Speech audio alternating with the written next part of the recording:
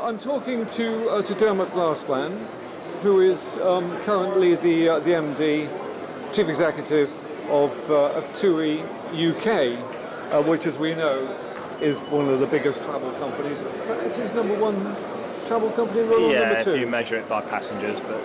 Precisely.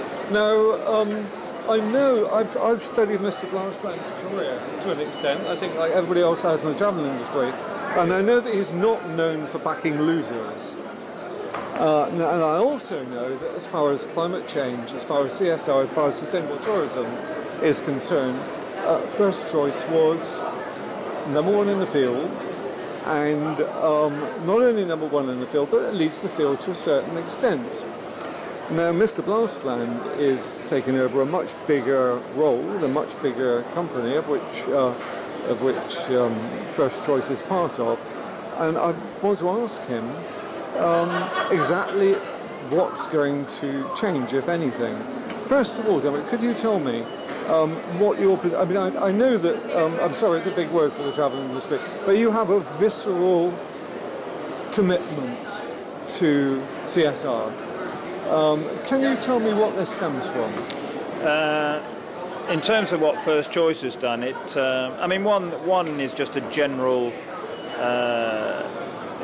why would we not want to use less fuel? Why would we not want to protect destinations? I mean, it's and destroy the places that people go to. I mean, the natural world itself is very much the attraction. So, at one level, you'd go to places when you've grown up through your career and thinking, well, why are they just building these things in this way with no thought for the future?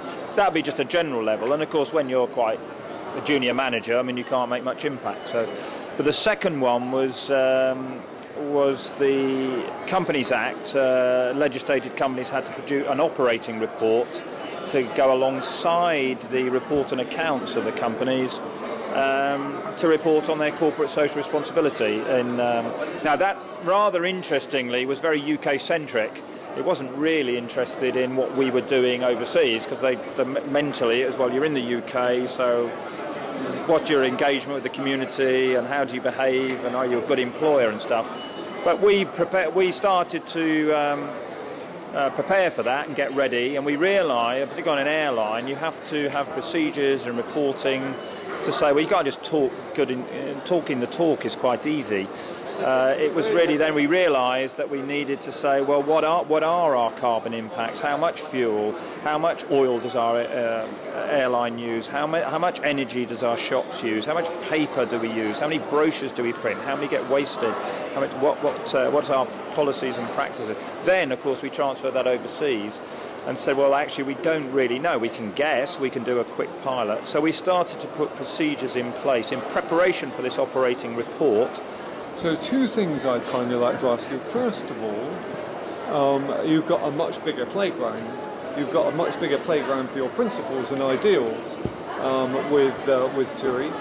How long is it going to take you, and what are the benefits to roll out these green attitudes? No, I mean, it's if you take TUI and Thomson's, TUI AG was also won an award for its environmental reporting. So I mean, actually, we're working with Thomson's and TUI that already are into that area.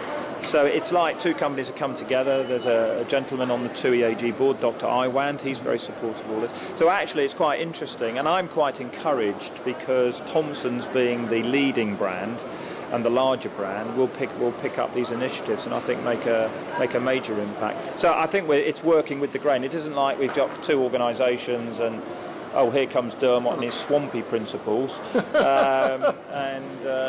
Swampy is not the first thing that comes to my mind, actually, but then there you go. No, I mean, I just, and all of this sort of stuff, which is quite surprising because, I go back 10 years and, the left wing, sandal-wearing, rice-eating brigade just drive me nuts. Whereas actually I'm saying, well, no, it is important, but let's get it grounded. It isn't a big philosophical conversation.